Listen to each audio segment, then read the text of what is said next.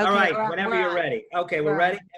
This is Live from the Table, the official podcast of New York's world famous Comedy Cellar, coming at you on Sirius XM 99, Raw Dog, and the Ridecast Podcast Network. Dan Naturman here with Noam Dworman, owner of the world famous Comedy Cellar. Periel Aschenbrand, the producer of the show, is with us. We also have Rebecca Trent, comedy legend in the comedy community. She was the owner of the iconic Artist Forward Creek and the Cave, which unfortunately had to close its doors in part because of the pandemic. We'll be discussing that. We also have Dani Zoldan, co-owner of Stand Up New York, which is a long-established comedy club. It's on the Upper West Side here in Manhattan. And Dani has some things to say about lockdown, and he's been saying it in the media, in the press, and we'll be talking about that.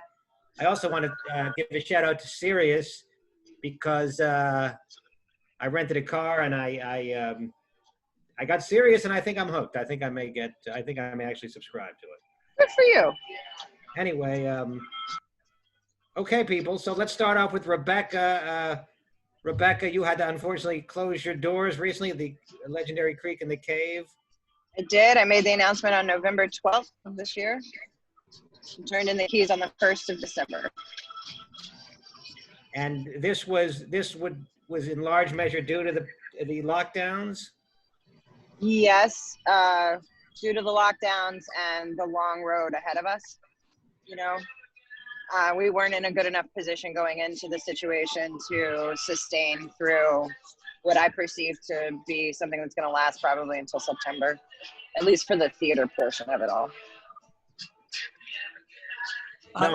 We have that echo. I don't know where that's coming from. Somebody's listening to something. I have my headphones in, but I'm at a bar, and you could be hearing the music. Is that what's happening? I don't think so. But anyway, so go ahead, Dan. I don't want I don't want to interrupt your line of questioning. Go ahead. Well, but Noam, I thought you would have jumped in by now because Noam has a lot of anger at our politicians for not lending a helping hand to small business owners. Now, Noam's in good shape because he's, well, you know, Noam. Well, Periel and I had a long conversation, and we decided that I talked to him. I'm gonna. Well, yes, you often do, but in this case, I think your point of view is welcome because you are a small businessman who is facing the same challenges that Rebecca and Dani are facing, albeit the Comedy Cellar might have gone into all this in a stronger position, but well, Rebecca, tell us who you hate. Who do you hate? Who you must have a list of people that you're hating right now. And how are you feeling? I'm upset that there wasn't a federal mandate. I'm upset that Governor Cuomo specifically pointed out comedy as something that needed to be shut down. I'm livid that the open arts is something that didn't happen over last summer. They moved so quickly for the restaurants, but they did nothing for the culturals in this city.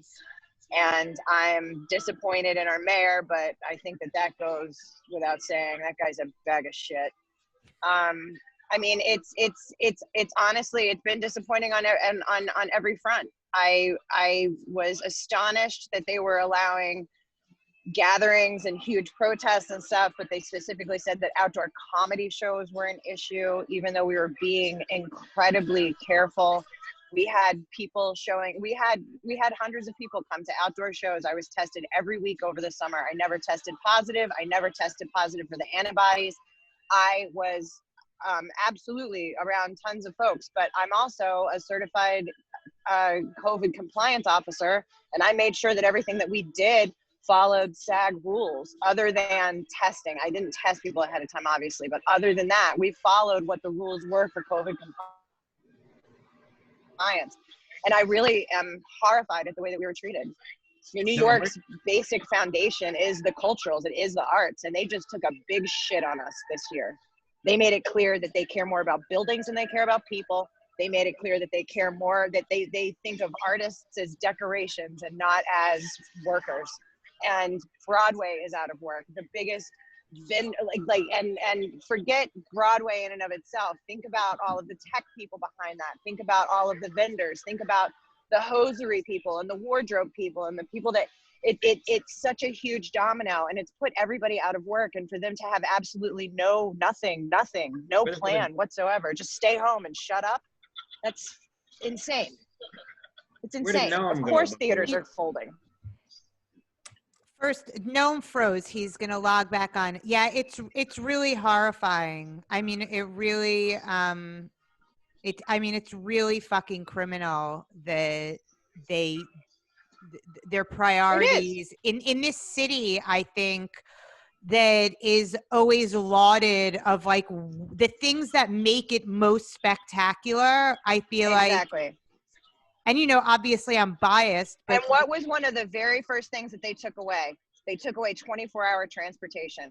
Once those trains shut down, I'm telling you, it's going to take an act of Congress to make those trains move again 24 hours. And we have to have it because that's the thing that sets us apart from every other city in this country. It's absolutely ridiculous that they were able to make that be an unended without a deadline. Like, okay, you can do it, but you can do it for this long. No, they just let it go. There's no deadline. And that scares the crap out of me. And it scares the crap out of me also as a bar owner, because those bars don't close until 4 o'clock in the morning. How the fuck are those people supposed to get home? Rebecca, it's just insane.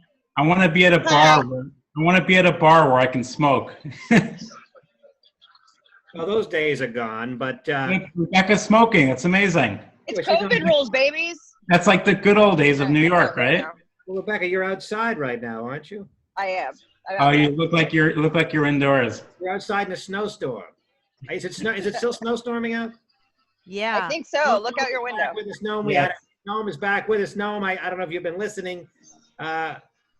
Rebecca's obviously quite upset about how the politicians have handled this. What now, Noam? You feel, I think, that there should have just been more financial relief for bar and restaurant owners? Noam. No. We can't hear you. Sorry. For everybody, I don't know if if what Rebecca's situation is or other people's situations are, but obviously prior to the election, this became a game of political incentives, and they were playing games. I blame Pelosi and the Democrats, and I did a lot of research on it, because Trump was actually pretty eager to make a deal because he wanted to have a feather in his cap for the election.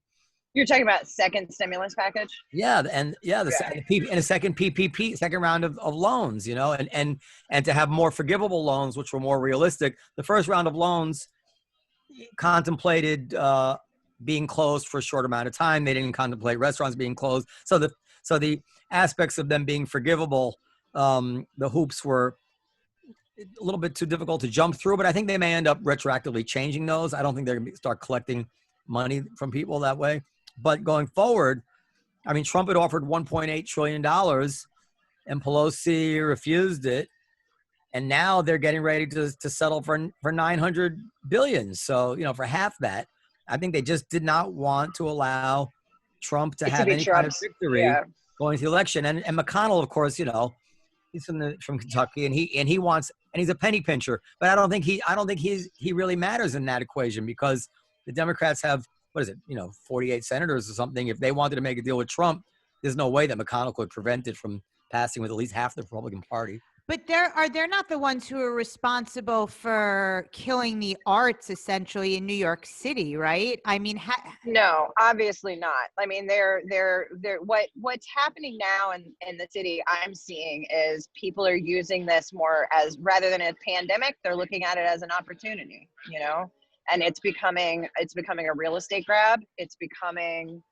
I'm watching places get closed and landlords literally saying, no, we haven't rented it out, but it doesn't matter. We're kicking them out. We're going to figure out how to make it roll through this pandemic, because we're going to be able to get twice the rent after.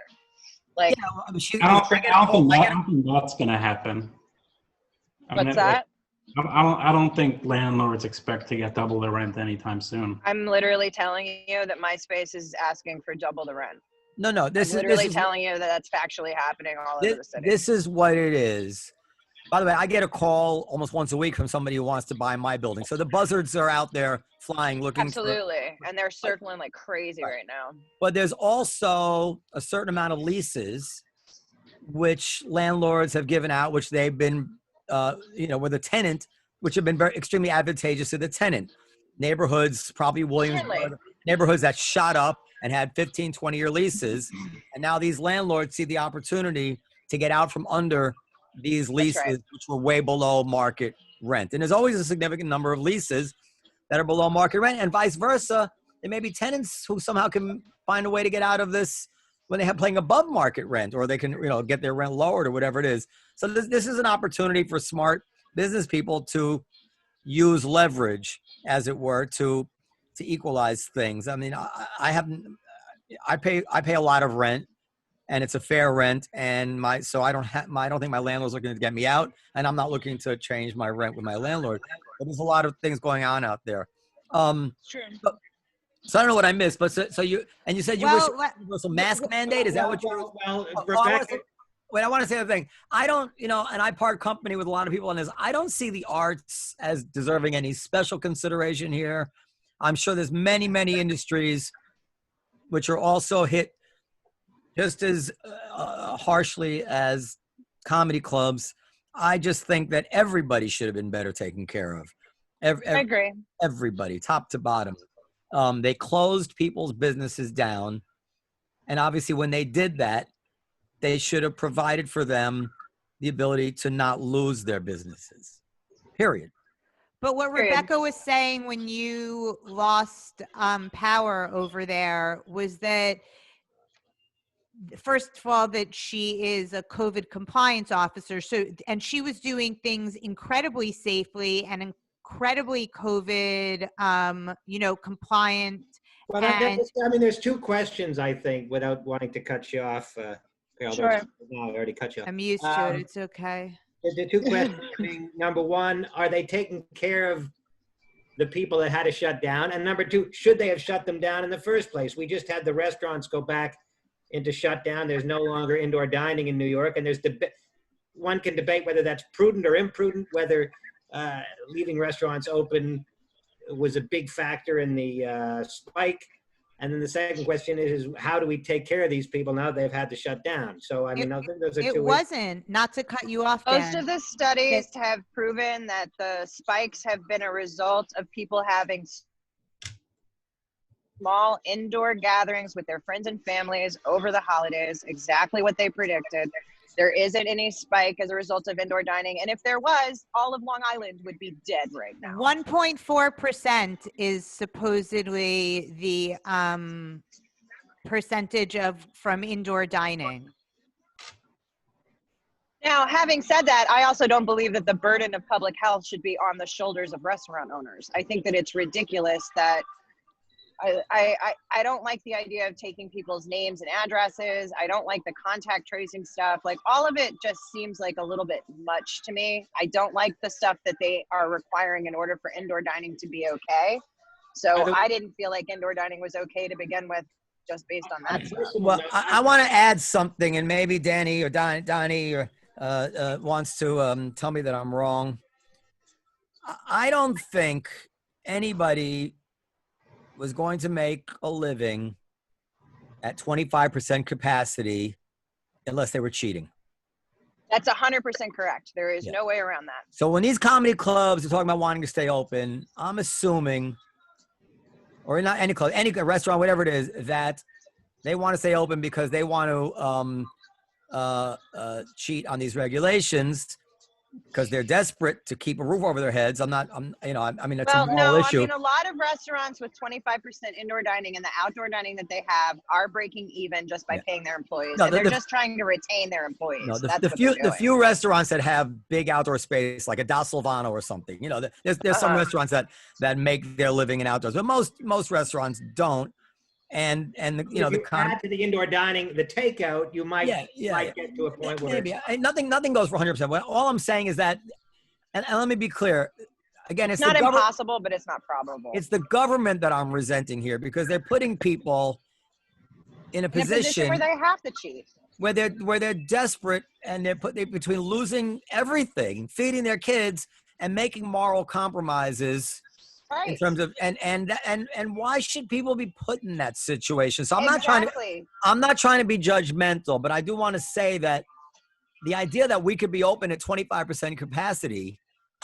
It's No, already thank you. I'd rather ludicrous. stay closed. I can't. Correct. It's way more One expensive of to the be open. problems that I've had with this whole situation is that they've had us limping along every step of the way. They go, oh, it's going to be 2 weeks. Go ahead and order your chicken and your ice cream and whatever else. Oh, my bad. It's going to be another couple of months. Oh, you know what? We're going to take this away. We're going to take that away. And they just keep eking away at us but allowing us to just sort of limp along. It's insulting. And, I mean, I would hold on. And the comedy clubs do have a particular beef, which is they let us to believe that we would be able to open when they open it. So when they open indoor dining, so we spent a lot of money. I spent tens of thousands of dollars gearing the place Air up, purifying and with all that shit. And that's a fucking outrage too. Like at a time when we have no money.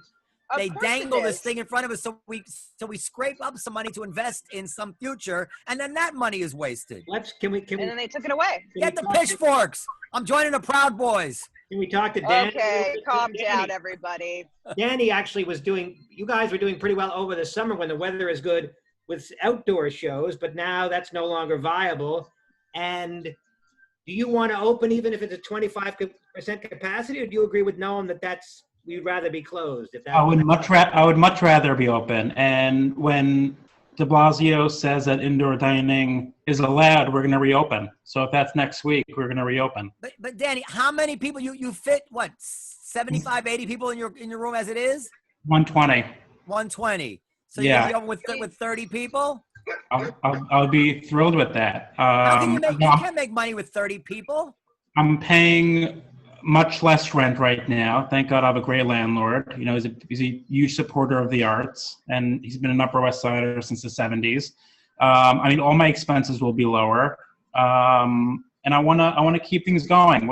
I'm like at the club every single day, half the day, like sitting on the bench in the window, looking out the window. I would much rather just operate, even if it's at break even, than just sit there. I'm not going to lose money. I'm hearing that from business owners everywhere, and it doesn't make any sense to me.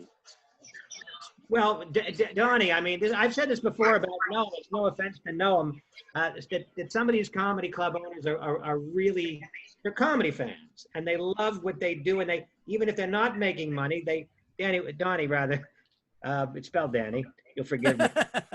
Would you put yourself in that category as somebody who just simply loves being around comedy and wants to open just because you want that, or is it all dollars and cents? No, I mean, I think it's various reasons. I'll admit I'm not the biggest comedy nerd. You know, I'm not. You know, most comics or comedy club owners, you know, they would say they got into the business because, you know, they loved listening to George Carlin or Richard Pryor albums. Like, that's not me. I did go to the Cellar. I grew up right outside of the Village, and I did go to the Cellar when I was in high school, when I was 15, 16 years old, you know, and I loved the experience just being in a comedy club. You know, it wasn't, you know, even just watching the comics. I just loved sitting there looking at people, looking at the cute waitress. And I love being around people that create, whether that's actors or comics. So I want that energy back. And I would much rather. Yeah, man, I feel you. I live a few blocks away from the club. Like, would I rather be closed and like sit at the bar by myself all day, which I'm doing now, or would I rather be open and see 25, 30 customers a night and 6 comics and, you know, just have a good time in a safe way, even if I'm breaking even? I would much rather choose that. It's not dollars. Did you get the air purification and like all of that stuff that Noma's talking about? No. How can you in good conscience think that you're going to be able to do that and know that it's in a safe way then inside? I mean, look, I'll you know, follow, you know, whatever safety precautions we could take, and can afford, I'll do.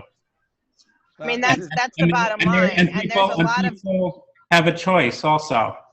Who has a choice? You know, I mean, people have a choice if they want to, if they feel comfortable coming to our space or not.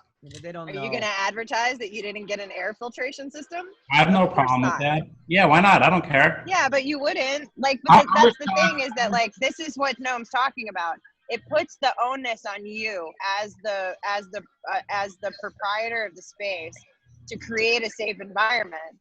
And I'm not a scientist, I'm not a doctor, and I'm saying that there is no way to guarantee that you're creating a safe environment without massive renovations like Noam's talking about.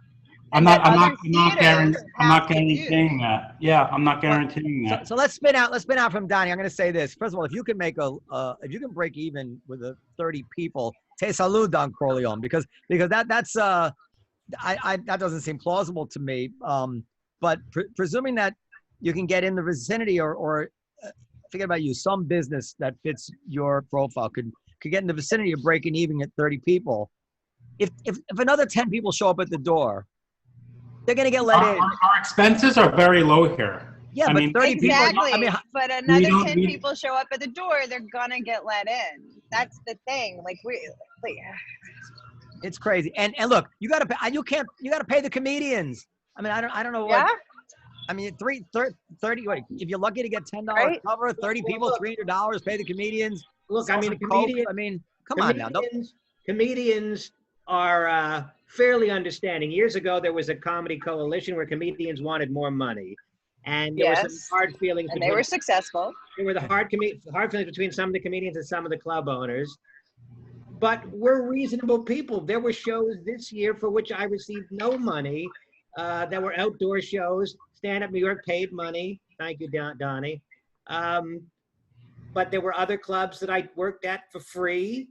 We're reasonable. If it's a catastrophe out there, we're willing to listen and work for less if we feel that that's warranted. But. Because comics, I see a lot of comics want to start working also. I was shocked, like we posted last night on our Instagram that we're planning moving forward to just follow the guidelines given to bars and restaurants. And I was shocked there was not one negative comment. I thought we were gonna get backlash. Every single comic, every single audience, every single fan just commented like, amazing, go for it, I'm supporting you. We didn't have one negative comment on our reopening plan. So we know comics that want to perform.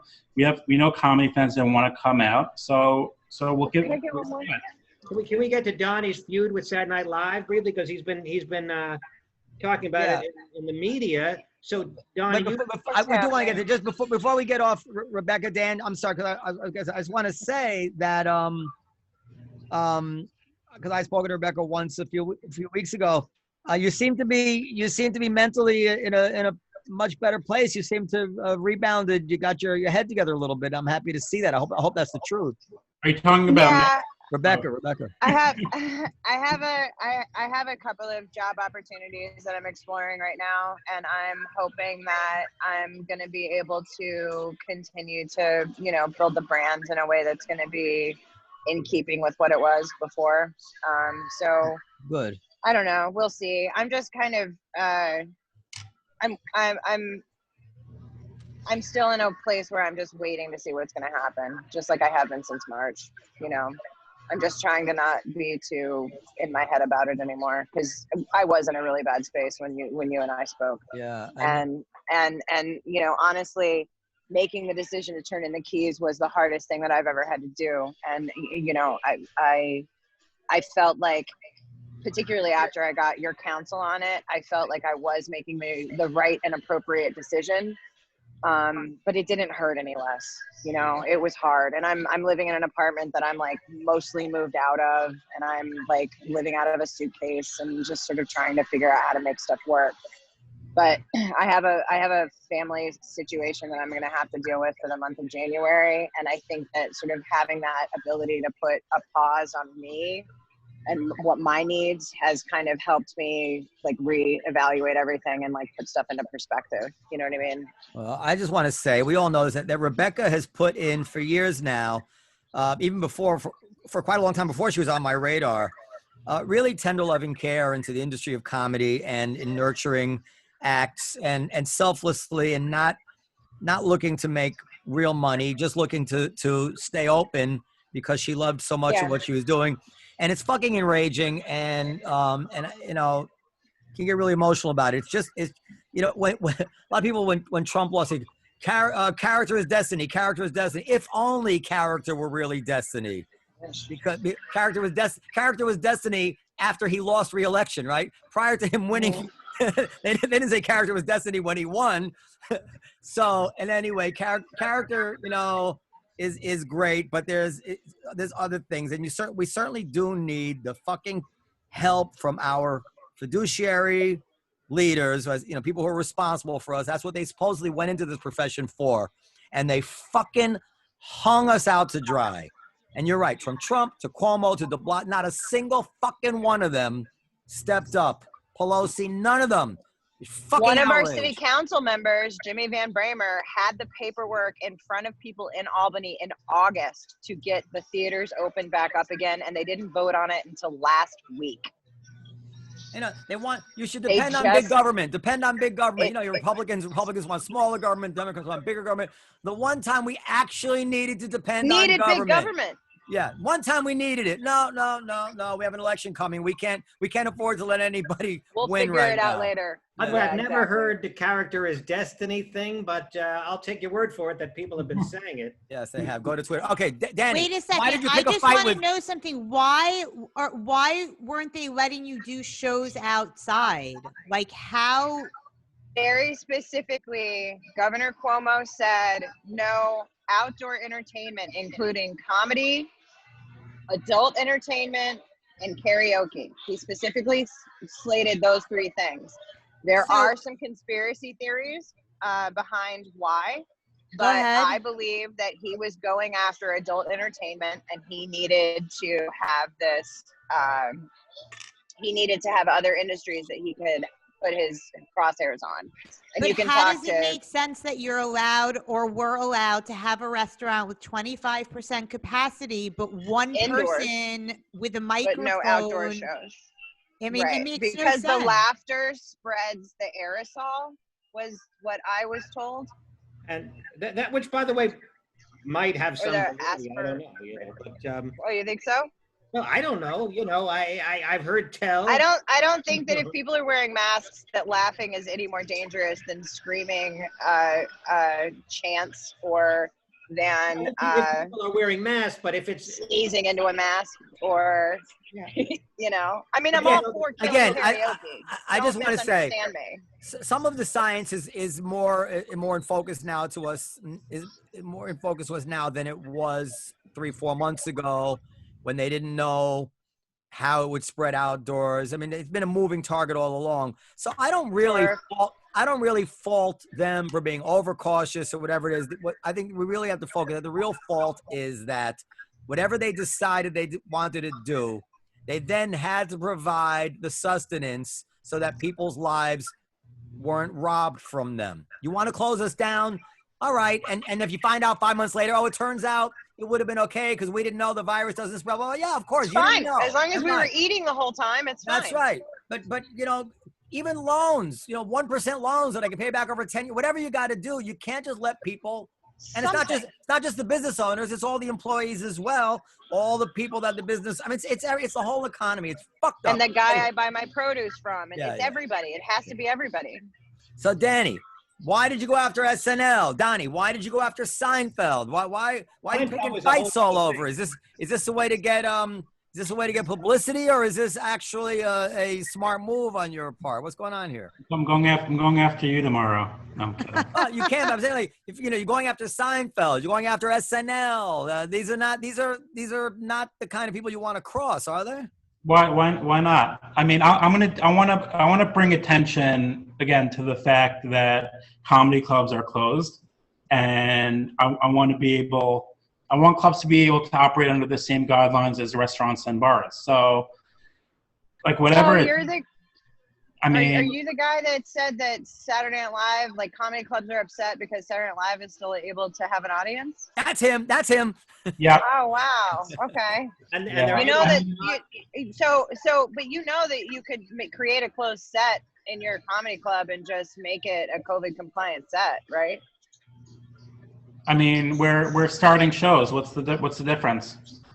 Well, the difference is that you have to follow the rules and regulations that the Screen Actors Guild has put forth, and you put some cameras up and you give everybody a tape afterwards. It would be super easy.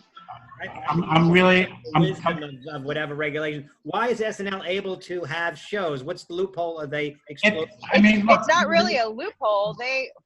They're working under a closed set. It's a different situation. But what do you mean? They're isolating people. Okay, let Dani get Oh, his. sorry. Let his, sorry. No, let him get a thing, and then I want to comment on the closed set thing too. But go ahead, Dani. Okay, Donnie. I think the city needs to prioritize small businesses, and they're not. You know, the health department's working with SNL so they can be open. I was at Rockefeller Center on Saturday night, and there's insane down there. Multiple blocks that are like closed off. You know, so people can see the stupid tree. I mean, there's so much like there's thousands of people down there lined up to see the stupid tree. And instead of like putting, you know, money and time and energy into closing off many blocks in Midtown so people see this tree, like they need to help small businesses, and no one's listening. Well, what can we get into? Because not everybody's aware. What is SNL doing that allows them to have an audience? What precise, other than just closed set, which doesn't mean anything to a lot of people? I think one is they're paying. I heard they're paying the audience members and treating them as employees. I think that's one thing. That's not exactly accurate. So the audience is hired, and everybody has to have a negative test within probably 24 hours. But sometimes what did I say that was inaccurate? What's that? What did I say that was inaccurate? I said that they're paying them and treating them as employees. Well, they're also apparently testing them. Is that it? Yeah. So they're treating them like extras, right? So they're being treated as part of the show. So they have to go through all of the COVID compliance that everybody else has to go through in order to be on the show. So there's mask requirements, there's temperature checks, they have to have negative tests before they can walk in the door, all of that stuff. And I imagine as the efficacy of the rapid tests become better, they're going to require rapid tests on entrance as well. And also we can be quite sure. It's just a different situation. Not a comedy club. I really believe like we need, you know, comedy club owners and comics need to make a lot of noise if they want to get help. You know, a few months ago, Seinfeld was at Gotham, you know, for that press conference, Save Our Stages. Right. I mean, was there any follow-up?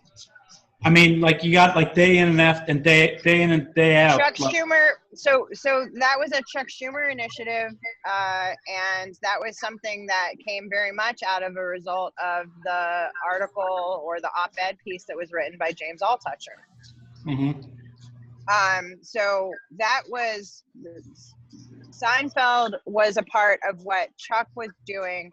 Chuck Schumer advanced that as far as he could, and that is part of why open arts got passed in our city, the Save Our Stages thing. But I mean, did it go into anything that was really tangible? Nah, not really. My point is, I feel like the only way comedy clubs and music venues are going to get any support is if we go out there and scream and yell and just day in and day after do that, and that's what I'm trying to do. So yes, calling out SNL, you know, calling out Cuomo for his like ridiculous fundraiser, $10,000 a person birthday virtual fundraiser, closing off Rockefeller Center so people can see this dumb tree. I mean, I'm committed to like. Hold on. So Donnie, let me ask you this question. So you're going to tell me, look me in the camera eye and tell me that you believe the following, that your employees are just as safe waiting on strangers who show up at the door than in your place without filters than an NBC employee is working where they have people who have been tested 24 hours prior to coming in with sophisticated HVAC, high ceilings, state-of-the-art everything at Rockefeller Center and all that stuff. I mean, I would have I've hedged on all this because I don't feel like I can say Yeah, if you let it, if they can go to SNL, then of course they can cram into the basement of the Comedy Cellar. I just can't say that. I don't think that's the case. Of course, I'm not saying that, but let people. I believe people should have the choice if they feel comfortable going to a comedy show. I'm not saying we're conducting it safer than them. Of course, we're not. But what about your employees? This is it's their choice if they want to work or not. Yeah. Like people need to make a living. People want to be out there. Let it be their choice. To me, yeah, well, the government shouldn't put employees in a position where they have to be so desperate that they have to take risks with their health like that. It's just wrong what's going on. That's true, but to me, it doesn't make sense. Why can't the comedy clubs be opened if the restaurants are opened? Like the restaurants are closed. How come Cuomo is not saying don't go on the subway unless you have to? You know, what about the airlines? Don't go on an airplane unless you have to. I agree that that doesn't make sense. I haven't heard de Blasio say once don't go on the subway unless you really have to. There are so many things that people are being allowed to do, and comedy is not one of them, and it makes no logical sense as to why. Yeah, but what are we saying here? Are we saying that they're being too permissive with the other aspects, or are we saying that no, they're absolutely right the way they're handling the rest, and they should just treat comedy clubs the same? Like, I think maybe you're making an argument that they're being too permissive elsewhere, which I might agree with you. But I don't think we should be able to open at 100% capacity in a comedy club now. I don't think that. I don't think that either. Yeah. And again, we haven't tried, since March to do shows. You lost Rebecca, by the way, but hopefully she'll come back. I know. I'm assuming she lost. I've come to a point. What is it? December 16th. Like, we haven't had shows indoors since March. We did 500 shows outdoors in the summer and fall. We paid every single comic. It was a really fun time, and the past month or 6 weeks has been difficult, and it's been so frustrating to see like a day like yesterday where New York Department of Cultural Affairs announces $47 million that they're giving to institutions like the New York Philharmonic and the Metropolitan Opera and Jazz at the Lincoln Center. So as a small business owner, to see that they're getting this money when they have so much access to capital, that put me over the edge. Like, I didn't know about that. That's outrageous. That led to my decision. Like, I read this article about 5:00 yesterday. $47 million from the city to the Met and to the Philharmonic and Jazz, and these are monster organizations. And after reading that, I decided, like, we're just reopening. Like that, I wasn't thinking. John, my booker, has been convincing me the past few weeks to do a New Year's Eve show at the club, and I said no. He said, "Look, I'll make it a private event." I said no. I was very against up until last night to do anything indoors. When I saw that happening, I'm like, what about liability? What about liability? Dude, I'm 30. I've been an entrepreneur since I'm 19. Like, I'm a risk taker. That's just how I roll. Whatever, I'll do things as safely as possible. Everyone will wear masks. We're not looking. No one's looking to get sick. Like, no one's going to be hanging out beforehand or after. We're really going to do it in a safe way. That's my experience on New Year's Eve, that people really keep their heads, about them, and they don't take unnecessary risks. We're not doing New Year's Eve, but I think most of the women I've gotten pregnant in my life were on New Year's Eve. But anyway, but that's what led to my decision to reopen after reading that article last night. That's just such a slap in the face to small businesses and to comedy. Rebecca's got a bad connection. All right. So what else? Dan, you're muted, Dan. Oh my God, this is just a debacle here. No, Dan, your mic's not working, Dan. Your mouth is. Oh, I'm sorry. I'm back. Okay, go ahead. All right. So Danny, you're reopening in the face of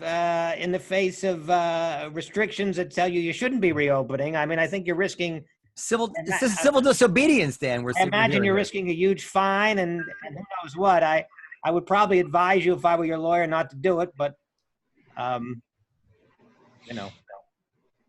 And I'm many people are going to want to go. If I saw like some end in sight where we're getting support or even conversations of support, then I would hold off.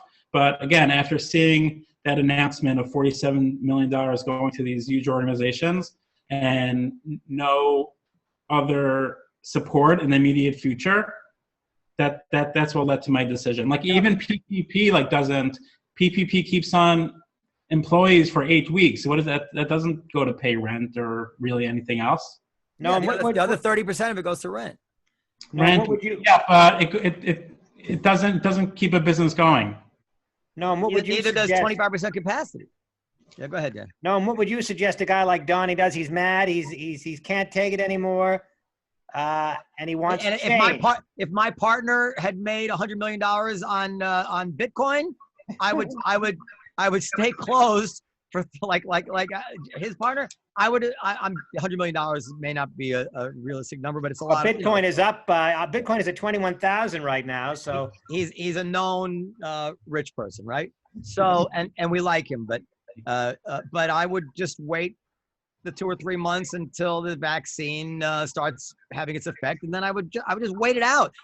Right now there actually is a light at the end of the tunnel. This is the exact time it makes the least sense to be taking risks. Bitcoin is at $21,000. I want to go on record as saying, as a former Bitcoin owner, I think it's a Ponzi scheme. I always thought it was a Ponzi scheme. Can we not digress into Bitcoin now? But there's a lot of money to be made in Ponzi schemes. I think Ponzi was made a lot of money until he got busted. That's where this was going. Okay. So. No, it wasn't where it's going, but I'm just saying Bitcoin is going through the roof. The point is this: when we had no idea when a vaccine was coming, and when the Trump hating media was saying we've never had a vaccine in shorter than 5 years, and it's going to take years at least, and it was an open-ended thing, then there was reason to say, fuck it, I got to open. I'm going to take risks because this might never end. They might never have a vaccine, right? So, but now that we have a vaccine, 2 of them been approved, there's 7 more or something in the pipeline. Now is not the time to be taking risks. Now is the time to just tighten your belt and wait it out. That's not my personality. When I was 24, a month before I got married, I wasn't making any money, and I had an opportunity in Trinidad Tobago, and I flew down there, and I overnight, I built a telephone network into Trinidad, and I sold it to a phone company. But this is not an opportunity to be open with 25 people. I want to do what I want to do.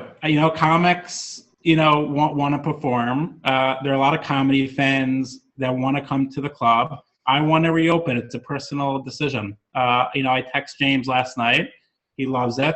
Gabe, my other partners, on board. Why not? Well, I told you the reasons. All right. It's a personal.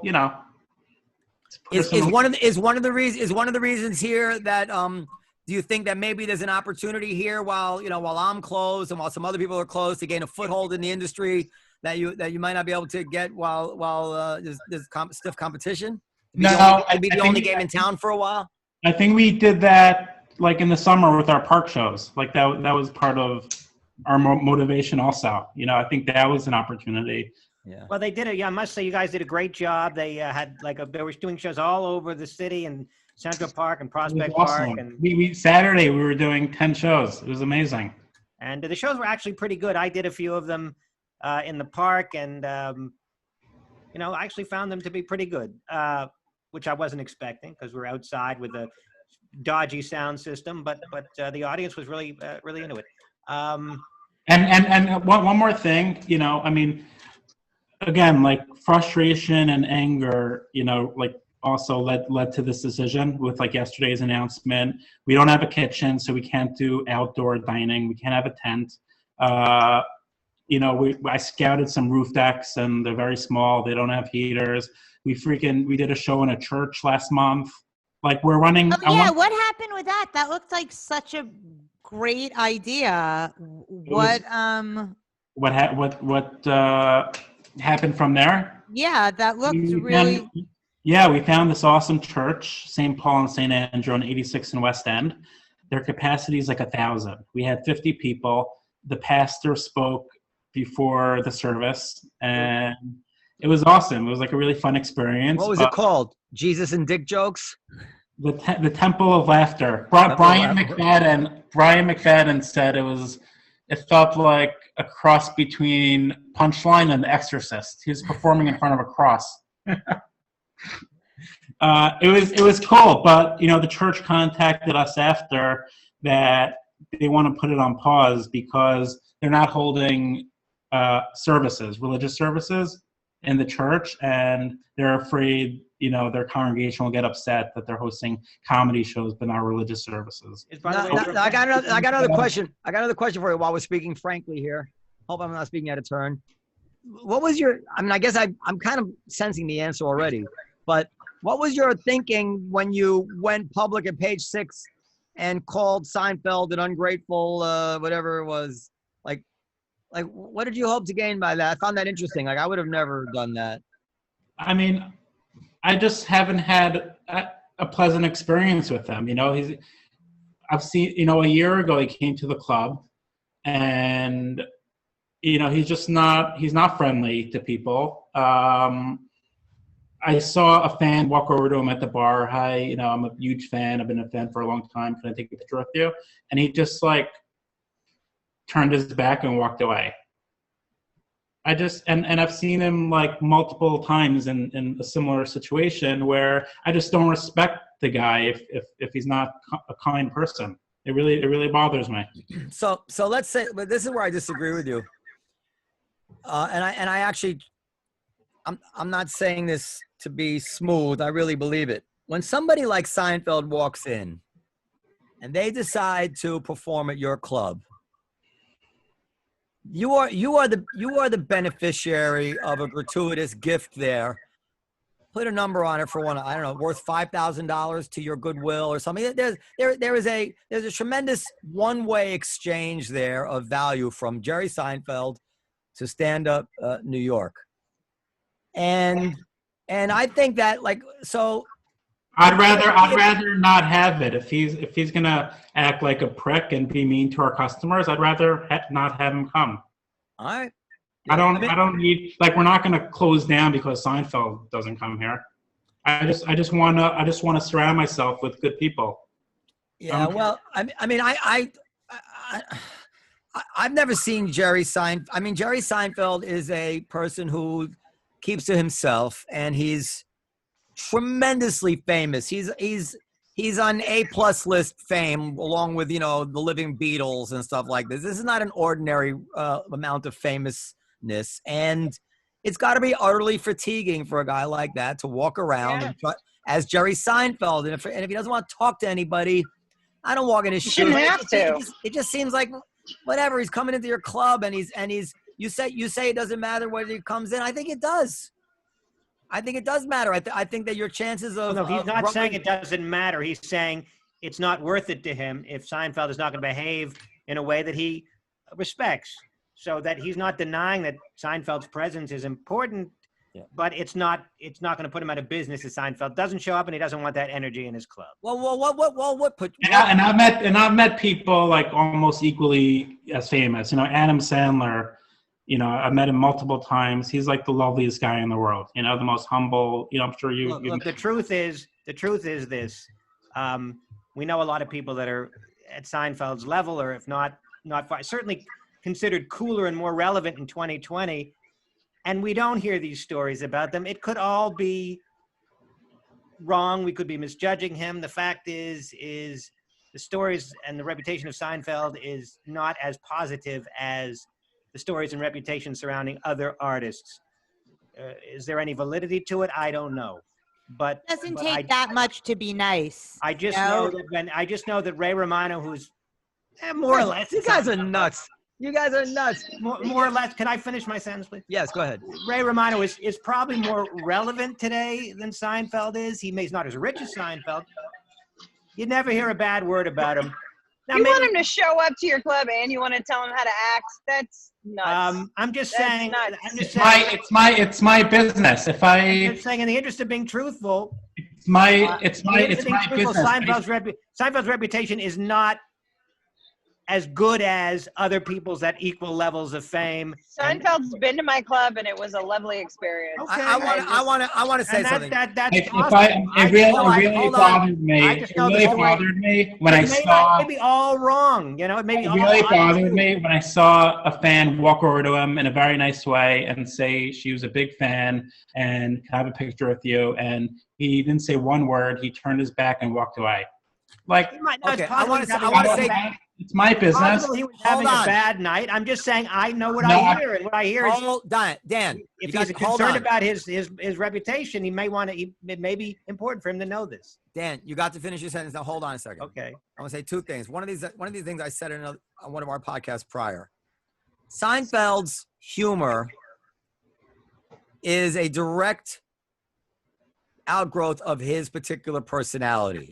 That kind of sarcastic, perhaps snarky, whatever adjective you want to put on that sensibility, that's who he is, and that's why he's able to come up with all that material. If he had a happy-go-lucky personality, he would not have been able to create Seinfeld. So you got to take it as it comes. Number one. Number two, when I see somebody walk up to a super famous person in the olive tree, my reaction is exactly the opposite of what you're describing. My reaction is always, where the fuck is my staff? Why have we not insulated this famous person from being put in the position where some stranger has to interrupt them and start talking to them? I know I'm a moderately known public person. I don't like it when anybody comes and bothers me. I mean, I grin and bear it, and sometimes if they're very charming or hot, I'll it's all right. But in general, I'm like, why do you think? Why would any customer think that famous person there wants to be bothered with you walking up to them and buttonholing them? You know, it's my venue is also much smaller than yours. We have a very small bar. That's what I'm saying. If I was you, and Seinfeld came in, I would tell my door guys, don't let anybody near him. That's what I would say. And if somebody did get near him, I'd be like, I'm sorry, Jerry, we let you down because I know you didn't want to come here in a tiny little place and be at the mercy of the judgment of my customers of when it was a good time to bother you and when it was not. How many times they should ask you, whether they should ask you for an autograph, how do you get them? We know some of these people, they've had a few drinks, that you can't get them to walk away. Like what are we bugging Seinfeld for? We typically don't allow people to bother them. This person got through. So why are you blaming Seinfeld? We're different also. You know, you said you don't want to be bothered. Like, I want to be nice to people. You know, if amateur comics want to like call me, text me, email me, I give them my number, I give them my email address, you know? It is not nice to walk up to a person, famous or otherwise. They don't know about a lot of these people. Oh, come on, you can't blame the audience member for that, Noam. An audience member is starstruck. He's adored this person for years. Are you suggesting the audience member was wrong to approach Seinfeld? That's not fair. I am suggesting that. I wouldn't do it. Well, you wouldn't do it because you're not a starstruck. Is there anyone you would do it to? No, I would not bother somebody. Barack Obama? Is there someone that you really look up to? Al Pacino, Robert De Niro? Is there someone? I would not bother somebody on their own time unless I saw some reason to think that it would be happily received. When you were 20 years old, if you saw Marlon Brando, would you walk over to him? I don't know. Maybe I would have been 20 years old. If I got my nose slapped, I'd learn a lesson. Don't bother people. If after a show, if somebody's hanging around after a show, clearly that's a time when people when stars are open to meeting people. If Seinfeld goes to the bar, whatever it is. But if he is retreating into what is obviously meant to be a cordoned off space, then it's up to the club owner to protect the integrity of that cordoned off space. That incident happened in the bar. Seinfeld was having a drink in the bar. Assuming it's up to the club owner. Okay, so the club owner didn't do his job by your estimation. But are you going to blame the audience member for being starstruck and in love? Yes, I do all the time, Dan. On. You haven't seen me get mad at somebody in Algae who walked up to somebody. You and shouldn't, wouldn't because these people are the reason we get to do what we do. Me on a very small level, Seinfeld on a very big level. These are lovers of what we do. I don't blame them for coming up to us. And you know, at a certain point, of course, it gets to be a little bit too much. But how can you blame somebody for loving what you do and being angry at them for loving what you do? And telling someone you appreciate, like, how good of a comic they are or how good of an actor they are. That's a nice thing to say to someone. What you're saying is not ridiculous, Dan. And anger is not the word I would describe. But I know that what happens is that usually, or with a high percentage of the time, when somebody walks up to Jerry Seinfeld, they don't just say, Mr. Seinfeld, I just want to tell you I love your work, and walk away. They linger on. They try to tell a joke. They, my friend, my father, my this, that, and somebody Seinfeld, listen, he can't pick and choose, and he probably choose, and he just decides, listen, I'm just going to cut these all off when they happen. I got to tell you, it doesn't bother me. What can I tell you? It just doesn't bother me. Well, look, I'm not going to comment on the particular incident that Dani has related to us, and it's always possible that Seinfeld was having a bad day. But I assume when you reach that level of notoriety, you figure out how to deal with it in a way that's, you know, I mean, in a way. Well, we know ridiculously famous people know him, and they figured out how to deal with it. You know, Ray Romano has figured out how to deal with it in a way that I don't think ever leaves the. This is my naked son, by the way. Can you get out of there? But not appropriate. I think Ray's figured out. I've never seen Ray in action, but it seems like Ray has figured out how to keep his intimacy and his privacy at the same time, not make people feel like shit.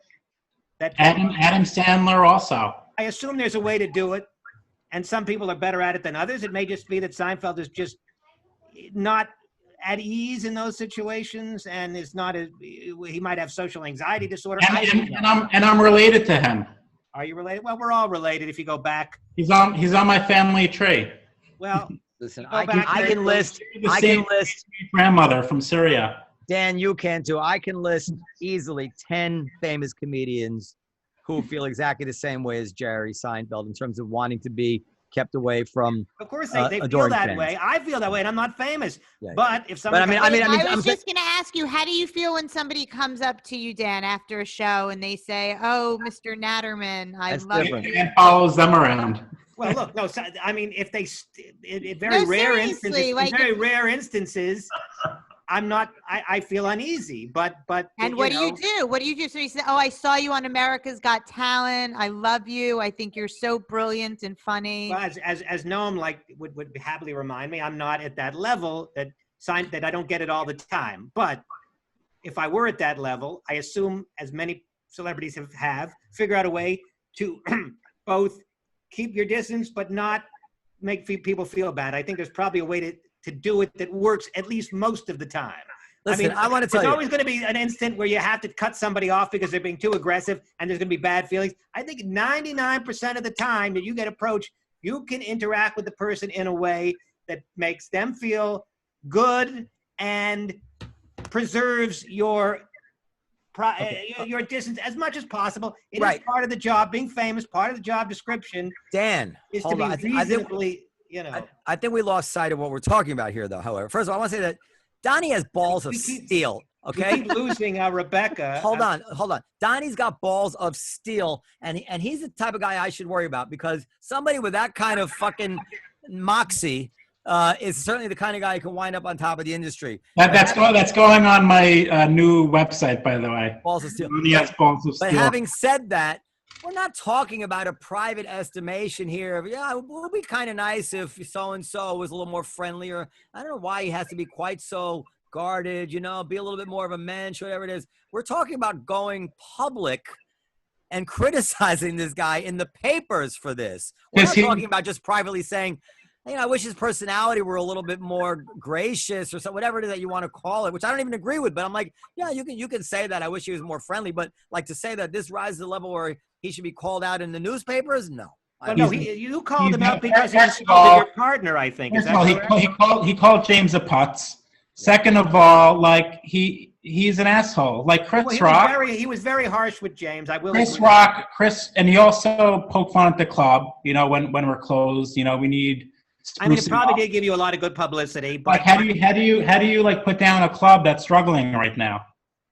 That's forced to be closed. It probably did give you publicity, though, Donnie. I will say, but I think. But guys like Chris Rock, like you could tell he's like a shy guy. You know, I would never put someone like him down. Whenever I see him, like he doesn't want to be bothered. He's not like mean to people. He's just. I do think Seinfeld. It seems like that's his persona, where he's a prick, and I just don't think that's cool. I do think he was very harsh on James in that article. If you remember, James had said New York is dead. I don't agree that New York is dead. I'm not even sure James agrees that New York is dead, but he wrote that article. Well, he didn't write the title to the article, though. I think it's you also have to. But the article did say New York is dead. Here's why. I'm the managing partner here. I run the club. So like when he says, you know, we need sprucing up, like he doesn't know what type of financial position we're in.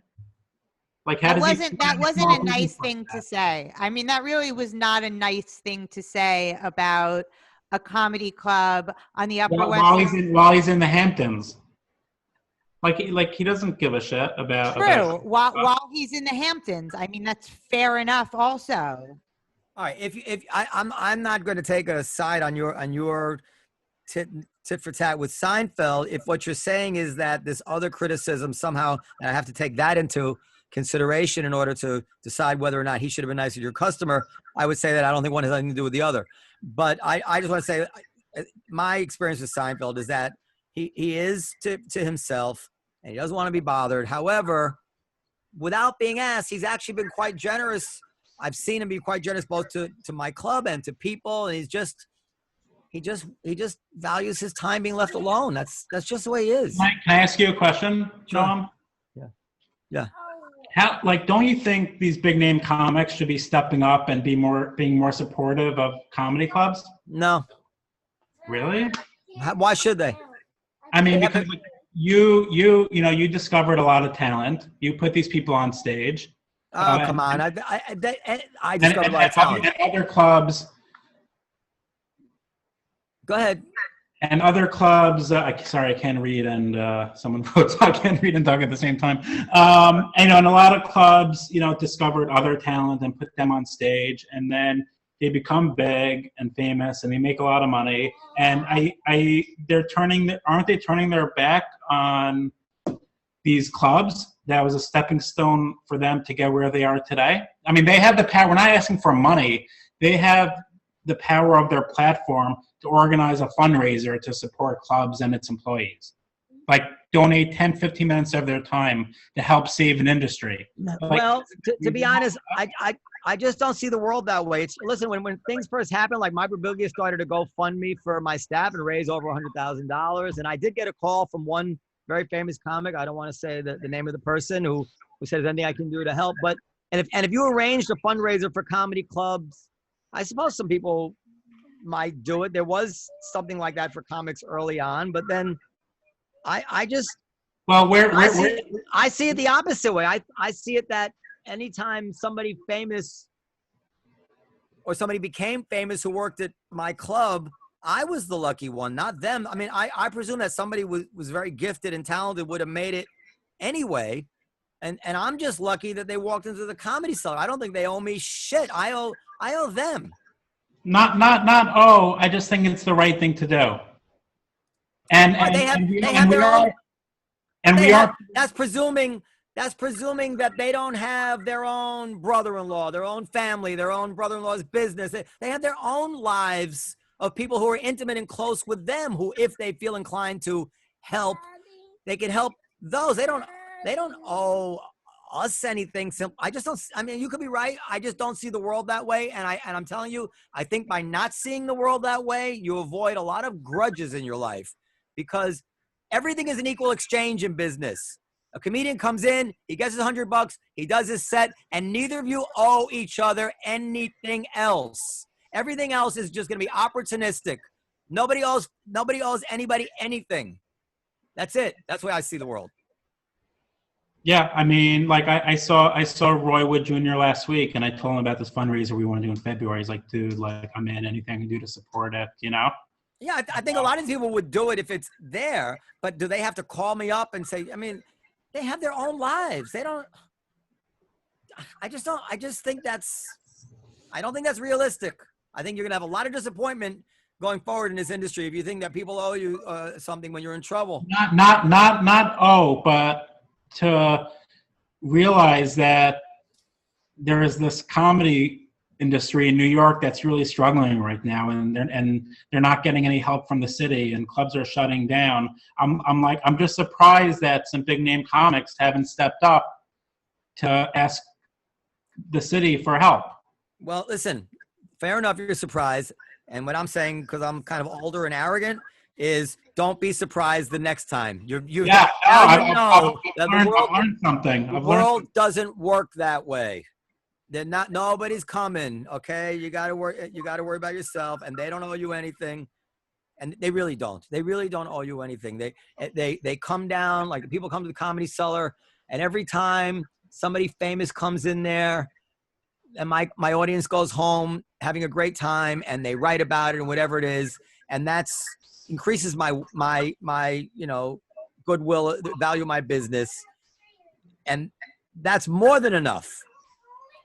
I don't need to ask them for more. I just don't. Anyway, well, I think that's I tend to side with Noam on that one. I tend to side with Dani a little bit more on the Seinfeld issue, with Noam a bit more on the on that last issue. I think our friend or nemesis Seth Simons has been. Juanita, hold on, I love that. our friend nemesis. I've grown to have a certain amount of certain less outrage about him. Has been saying many of the things that you're saying, Donnie. He's been tooting the horn that the big name comedians are supposed to step in. But on the other hand, he's also been knocking the comedy clubs for trying to do their underground shows and whatever it is. I don't have any comments on him. You know who he is, right? I don't know what it is about him that makes you feel less angry, or I feel that he would send you to a re-education camp if he could. my only comment about him is I don't know why Chris Italia from The Stand keeps on fighting with him on Twitter. Like I want to tell Chris, like, dude, like if you feel like responding to him, like call me, like let's talk. Like why? I don't know why people spend so much. Like I totally agree. I totally agree with you, Donnie. I don't understand like why people are even discussing this. I do want to say this. I don't know anything about the Seinfeld thing or anything else, but I would like to say that as a rule, I don't think it's that fucking difficult to be a little bit gracious to people, no matter. I mean, we've talked about this before, and you think it's ridiculous, but like, I don't care who you are, how famous you are. Like, it's not that hard to like take 2 seconds and not be a dick. Well, maybe it is. You know that maybe No, you need to understand. Maybe you need to understand what it's like to not have a fucking moment to yourself 24 hours a day. I do understand what it's like. I do understand what it's like. I'm a mother, so I do understand. That's a completely different thing. Now, listen, we've discussed this. I've hung out with. I see other people doing it now. I've hung out with some of the most famous rock stars in the fucking world. It doesn't. I mean, I'm not. I don't need to name drop. I mean, I could, but I'm not going to. Well, you should, just so we have a Axl Rose, Lenny Kravitz, Mikhail Baryshnikov, the Rolling Stones. I mean, I've seen Puff Daddy. He's a rock star in the ballet world.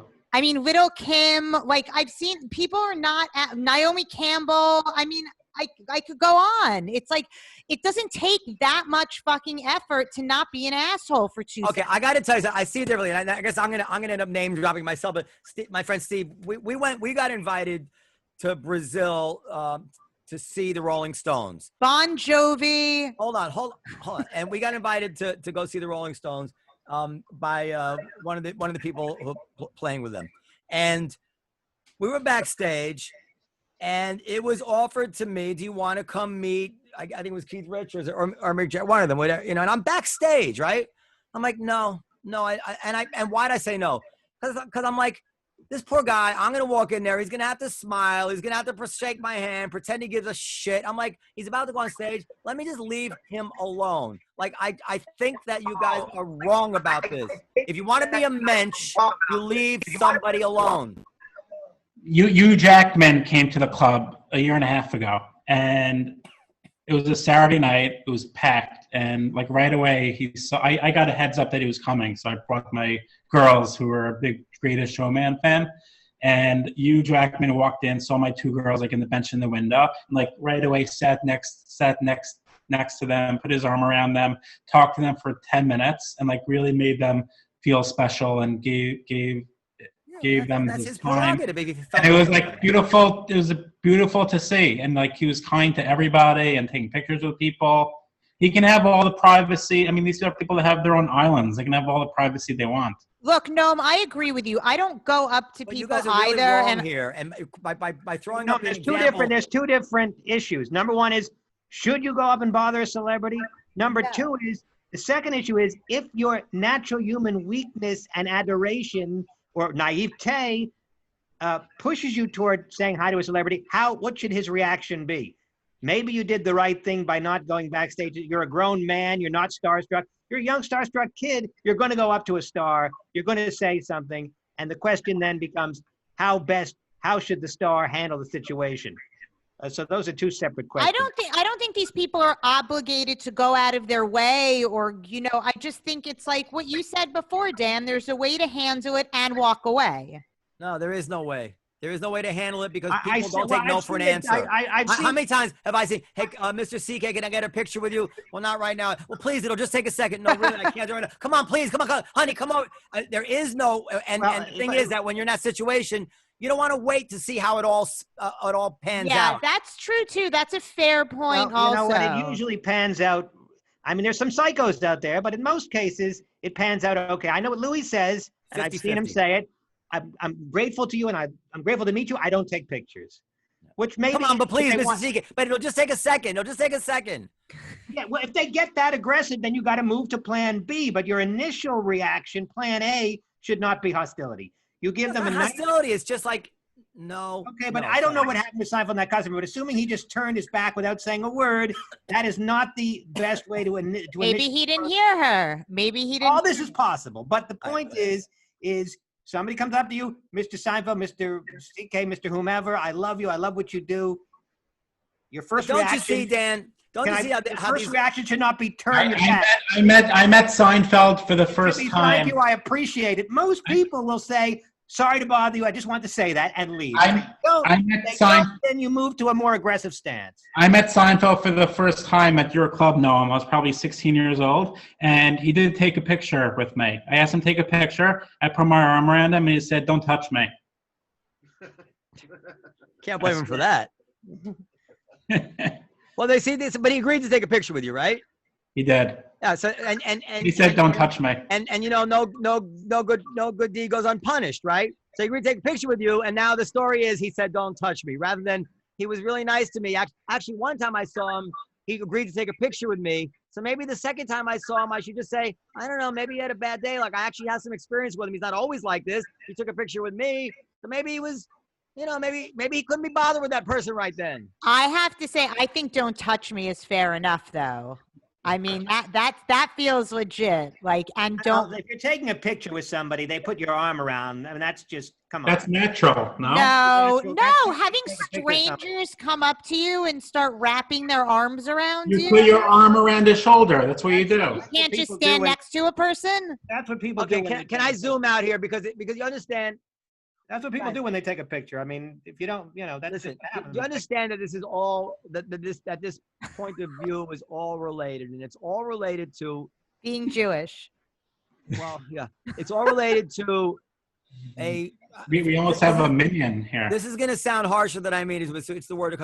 It's all related to to a sense of entitlement. In other words, if you view the world in terms of obligations that other people have to you in some way or another.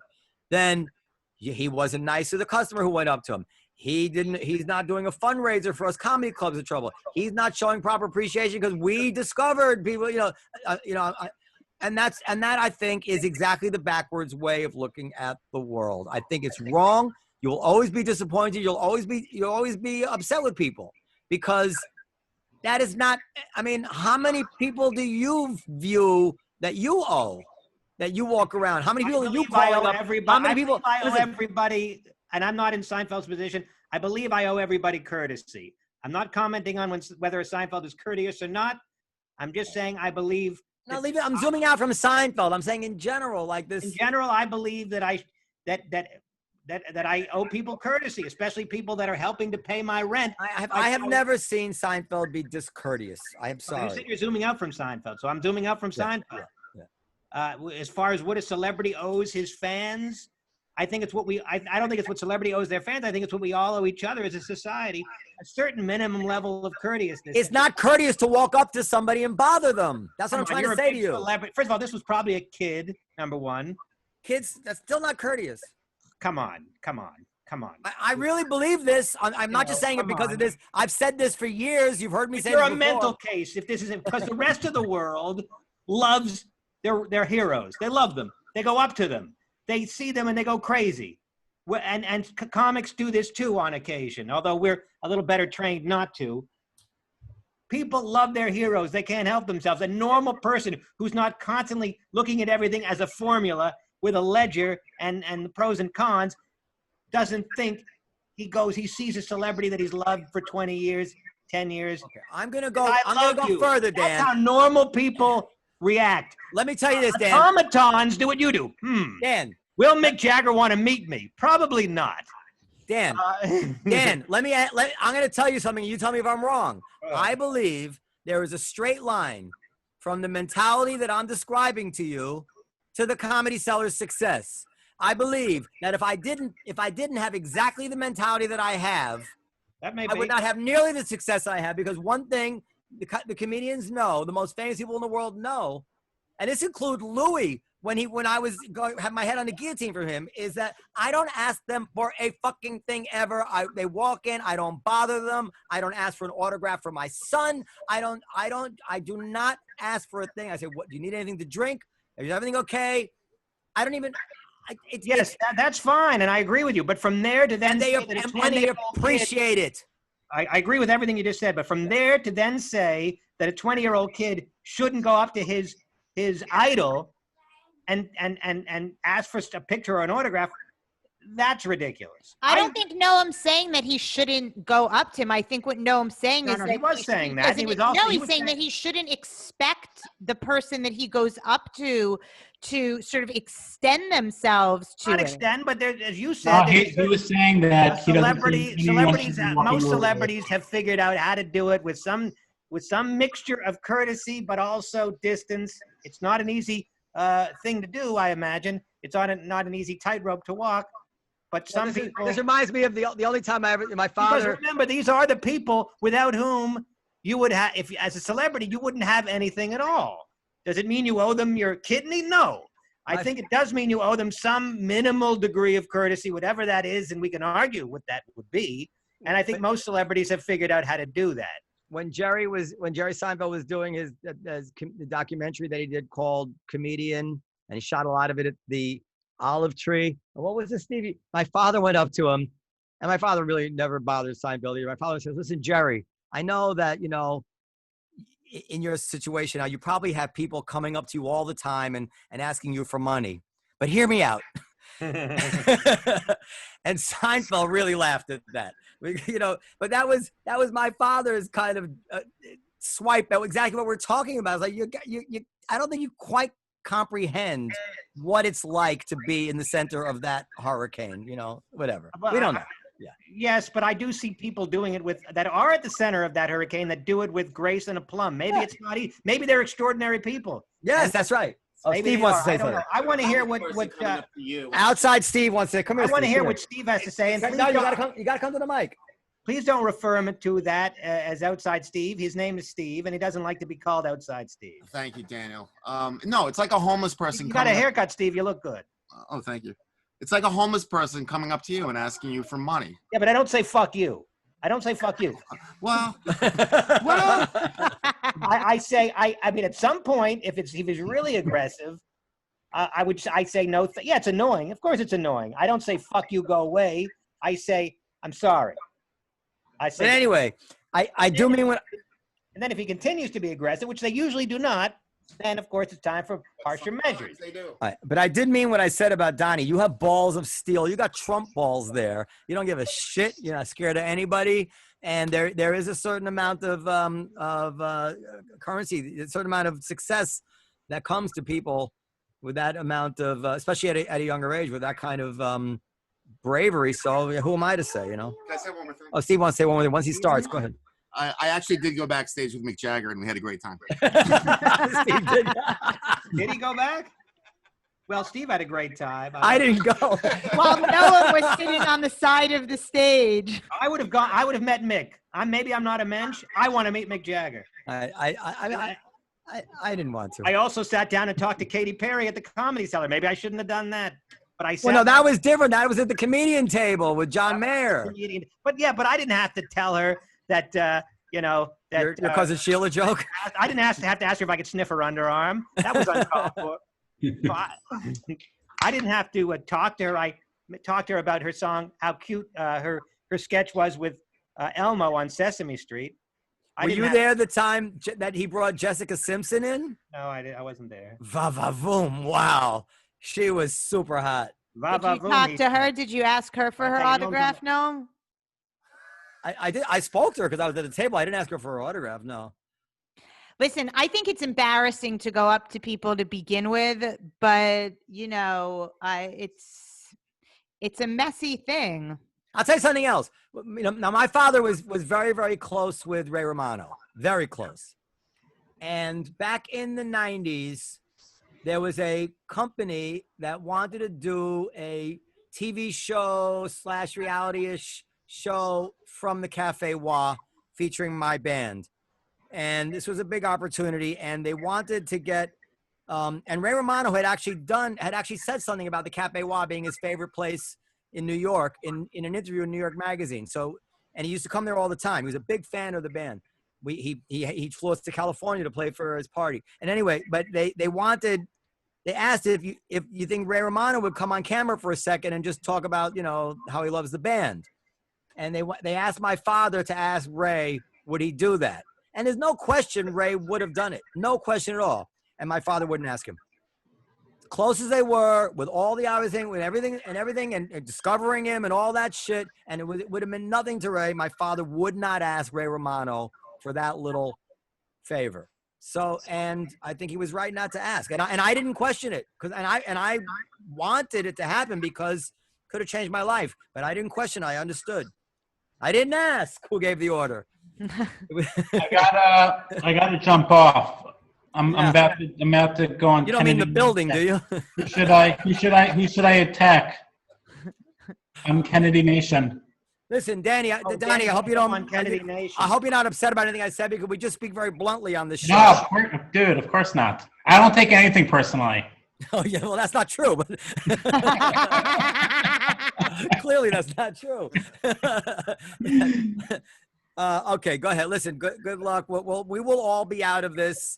You have a rich partner. Don't worry. You're going to be open. You'll be open again. And he's also wrong about New York. New York will be back, and we'll all have a drink, and you know it'll be fine. Amen. Thanks for having me on. Happy Hanukkah.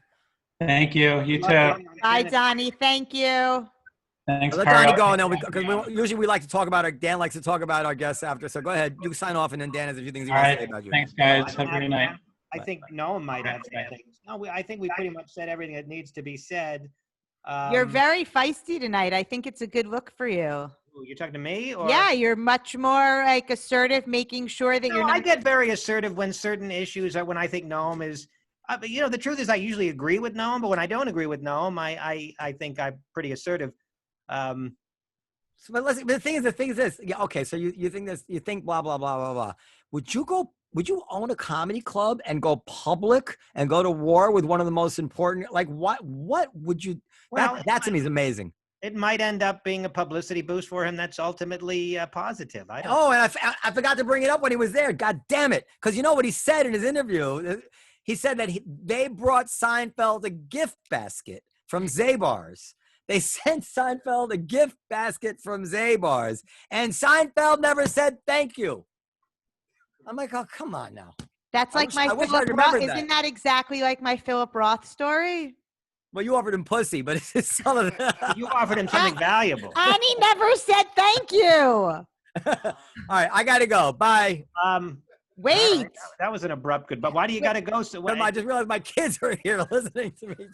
Wait a second. I do want to. Go ahead. If we're about to finish up, I would like to briefly mention Katie Lazarus, if I could. Oh, yes. Go ahead. Absolutely. Was she ever on this show, by the way? Yes, Dan, she was. Don't you remember? I vaguely remember. She was excellent. It was before my time. She was a great guest, and I was very taken with her. We kept in touch. We kept in touch via email for a while after. I didn't realize. Well, Katie is very much like Periel, which is probably why you like her, Noam, because despite what people might think, you're very fond of Periel. Katie was very, very liberal, very, very left wing, but also very, very sweet and very much like Periel, very, very nice and very left wing. Oh, So thanks, Dan. I think they would have been very good friends had they known each other.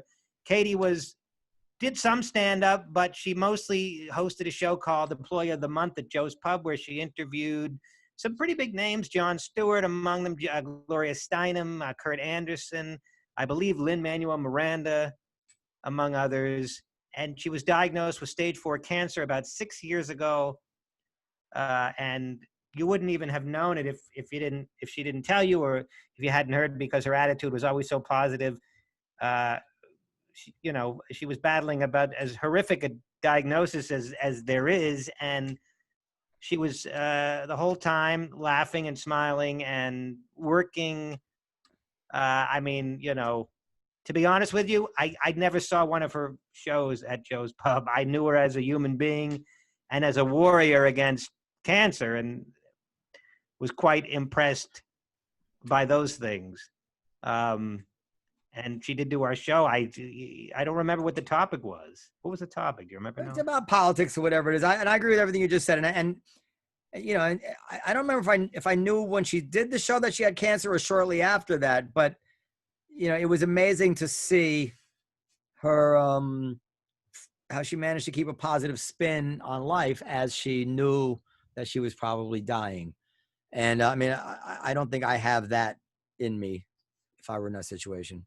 So anyway, so she died this week, and her funeral was on YouTube. I watched it this morning. It was live streamed on YouTube, and it was very moving. So 44 years old, much too soon.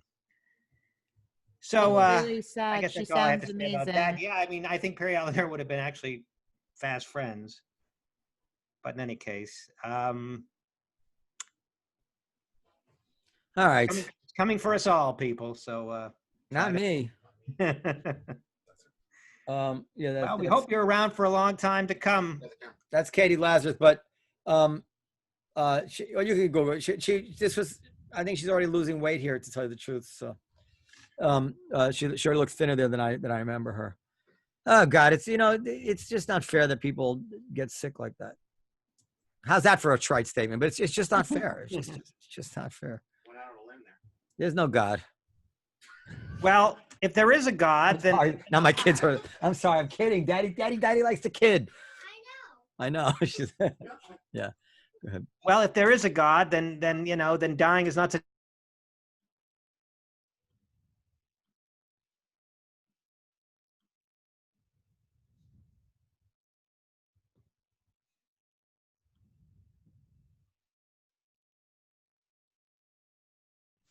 Could you hear what she said? Yeah, some people believe in God, and you shouldn't piss on their beliefs. She didn't use that terminology. My daughter has such a good heart. I'm telling you, she shows it time and time again. Oh, there she is. Yeah, that's a nice picture, Katie. She's starting to look a bit more like a Dworman. She still has plenty of Juanita in her, but I am seeing more Dworman as the years go on. It actually works together. The mix actually works quite well. Well, she also has her hair dyed green. Okay. Well, that's it. Who do we have next week, Periel Aschenbrand? Let's see. Next week we have Damon Linker. Oh, he's a good writer. Very good writer. Damon Linker, I don't know who that is. Well, you have a week to get up to speed. All right, we have to go. It's snowing like crazy. My kids, I don't know, they probably want popcorn. What's going on with this snow? Or like, what's going to happen here? Hi, Mila. All right, now you're just creating. You're gonna have to ask Lou to cut this. They can't have this kind of on the podcast. Is okay, but they can't have this kind of fat on Sirius. So you got to have them cut it out. I'm sure he will cut it out. No, but you got to warn him, otherwise he probably doesn't listen to it. Okay. Listen, everybody, send your emails to podcast@comedyseller.com. That's my son Manny without his shirt on. Wait, say that again without that part so Lou can actually put that in. That's my son Manny without his shirt on. That's my podcast@comedyseller.com. Come here, Mila. Come here. Say goodbye to everybody. Say goodbye, Mila. Say goodbye, Mila. Huggies. All right. Bye, everybody. Look at them. I yelled at this one all day today. He took a mental beating from me today. Look at him, and he still loves his daddy. Your employees, if they're listening, are sympathetic. They know what it's like to get a Noam tongue lashing. It is not pretty. I've seen it.